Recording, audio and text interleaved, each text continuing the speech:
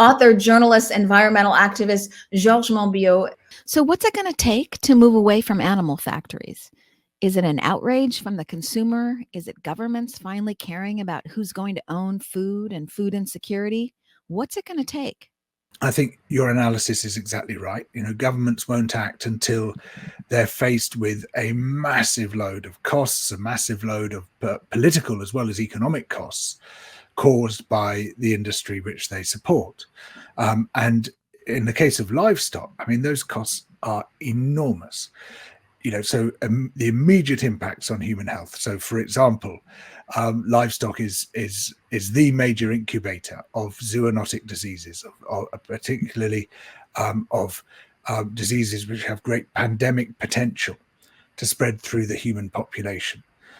We could easily see a new variant of bird flu taking off, and if that does, it'll almost certainly have something to do with intensive bird farming, chicken farming in particular, or indeed it might pass through pigs before it jumps into the human population. And again, those big industrial pig farms are just perfect breeding grounds for it. As a result of the fact that disease spreads so fast amongst livestock populations when they're all crammed together, farmers use a huge amount of antibiotics in order to prevent that disease from spreading. In fact, they use those antibiotics prophylactically.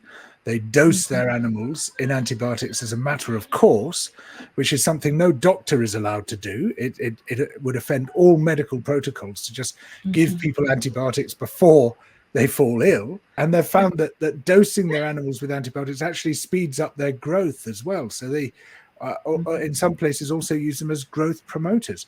And as a result of this, we have a massive antibiotic resistance crisis driven to a large extent by the livestock industry. And if we lose some of our most crucial medicines, and frankly, modern medicine can't operate without antibiotics. You can't have safe childbirth. You can't have safe surgery. You can't have safe cancer treatment.